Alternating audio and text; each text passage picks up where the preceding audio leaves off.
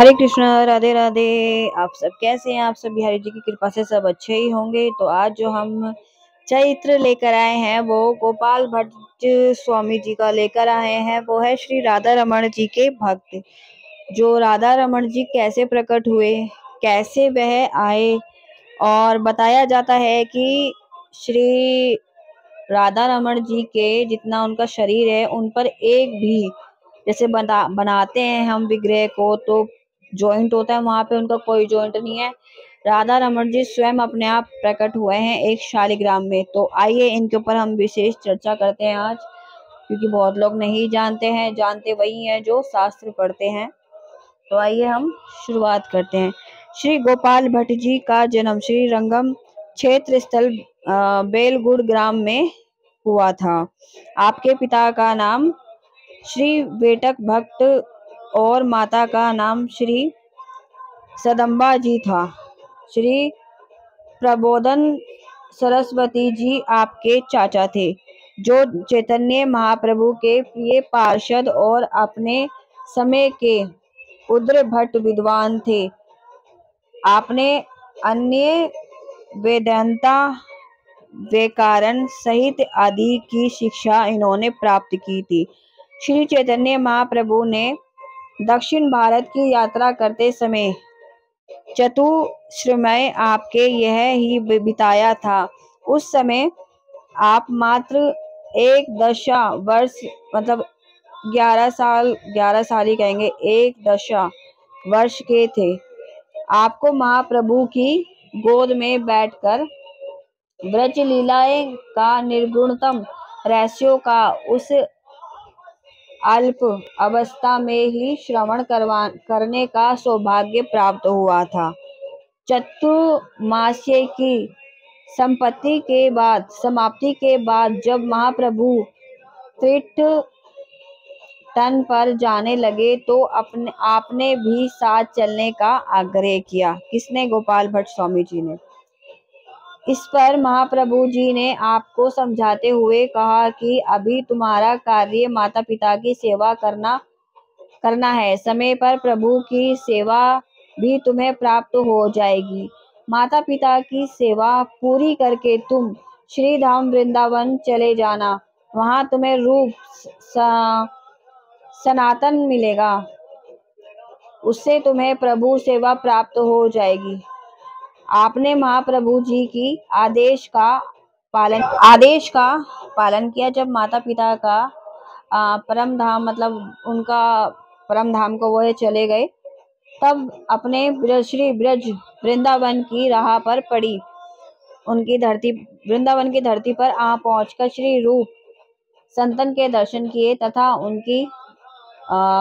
उनके साथ ही रहते हुए अनेक भक्ति ग्रंथों का अध्ययन किया। ब्रज के तीर्थों का उद्धार, वैष्णव ग्रंथ, प्रयाण और भक्ति का प्रचार किया। रूप संतन के द्वारा आपके वृंदावन आगमन की सूचना जब महाप्रभु को मिली तो वह बहुत प्रसन्न हुए और एक वैष्णव के हाथ आशीर्वाद रूप में श्री जगन्नाथ भगवान की प्रसादी तुलसी माला अपने हाथ योग्य पट आपके लिए भेजा। एक बार मुनि नाथ जी की यात्रा पर गए थे तो गर्ग की नदी से एक शालिग्राम शील लाए और उसकी सेवा करते थे। एक बार एक भक्त के सेठ वृंदावन आए और उन्होंने क्षेत्र स्तर सभी ठाकुर जी के लिए वस्त्र आभूषण दिए और क्रम से वह अपने आपके भी आप पास आए और श्री ठाकुर जी के लिए वस्त्र आभूषण देने लगे। उन्होंने सोचा कि हमारे ठाकुर जी तो शालिग्राम भगवान हैं, उनको हम कैसे वस्त्र आभूषण धारण करवाएंगे। आपने अपनी विशेषता सेठ को बताई तो वह भी बहुत दुखी हुए और अनमन भाव से जाने लगा।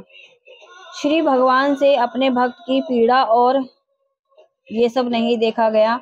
जब आप सेठ को तुलसी दल प्रसाद के रूप में देने के लिए श्री ठाकुर जी के पास आए तो देखा कि प्रभु मोर मुकुट और बंसी धारण किए हुए हैं। यह आश्चर्य देख आप भगवत कृपा से गदगद हो उठे और उन भगवत सेठ को श्री विग्रह का दर्शन करते हुए कहा कि प्रभु आपके भाव को स्वीकार कर शालिग्राम से श्री कृष्ण रूप में आ गए। अब आप इन्हें वस्त्र आभूषण समेत समर्पित कर दें। सेठ जी भी प्रभु की इस लीला को देखकर कृपा से धन्य हो गए, आपका गुणगान करते चले गए। इसी प्रकार अपार प्रभु की कृपा का एक अन्य उदाहरण है कि एक बार आपने एक बहुत बड़े महोत्सव का आयोजन किया, जिसके कारण अपार कुछ कर्ज भी हो गया। धन के अभाव में आप यथा समय कर्ज चुका ना सके, तब दुकानदार ने निश्चय किया कि मैं कल प्रातःकाल ही इनके घर पर पहुंचकर चाहे जैसे हो अपना कर्जा वसूल कर लूंगा। भगवान ने सोचा कि प्रातःकाल तो आप मेरी सेवा पूजन में मगन रहते हैं, अगर यह दुकानदार प्रातःकाल पहुंच जाएगा तो मेरे भक्त का आनंदमय विघ्न आ जाएगा। यह सोचकर उन्होंने आपका रूप धारण किया और प्रातःकाल बहुत जल्दी ही जाकर दुकानदार को सारा कर्जा भुगतान कर आए। संयोग से उसी दिन किसी भक्त ने आपको प्रचुर धनराशि भेंट की। अंत आपने सोचा कि जाकर पहले दुकानदार का कर्जा उतार आऊं। यह सोचकर जब आप दुकानदार के पास जाकर उसे कर्जे के लिए रुपए देने लगे तो आश्चर्यचकित होकर कहने लगा, पंडित जी, यह आप क्या कर रहे हैं? आप तो सवेरे ही आकर हिसाब चुकता कर गए, फिर दोबारा क्यों देने के लिए आए हो? पहले ही उसी बात सुनकर आश्चर्य हुआ कि फिर समझ गए, यह मेरे आराध्य श्री राधा रमण जी की कृपा है। वह ही मेरे वेश धारण करके पैसे दे गए। मन ही मन प्रभु की कृपा का विचार करते हुए आप गदगद हृदय में वापस लौट आए। श्री गोपाल भट्ट जी को संप्रदाय में गुण मंजरी सखी का अवतार माना जाता है, जिम श्री प्रिय प्रियतम को जल पिलाने तथा चवर डोलाने की सेवा है। श्री गोपाल भट्ट जी को अपने परम मध्यम श्री राधा रमण जी लाल जी को अत्यंत अनुराग में पगकर अनेक प्रकार के राग भोग सेवा प्रस्तुत करते हैं। भक्ति के भाव से आप उनको उनसे बहुत ज्यादा प्रेम करते हैं। आपके अनुमान प्रेममय अनेकों को चरित्र है। आपने आजीवन वृंदावन की मधुरी का रस वेदना किया था, जिसे आपकी सिद्ध प्रसादी पाई। वह भी दिव्य जीवन पाकर स्वरूप हो गए, रस स्वरूप हो गए। आप जीव मात्रों के गुण को ही ग्रह करते हैं, अवगुणों को ध्यान में नहीं लेते। आप बड़े ही करुणाधाम धर्म की सेतु पुल भक्तराज हैं। तो ऐसे हमारे श्री राधा रमण जी का प्रकट दिवस हुआ था। तो आप समझ गए राधा रमण जी कैसे प्रकट हुए थे। राधा रमण जी एक शालिग्राम में से ही प्रकट हुए थे।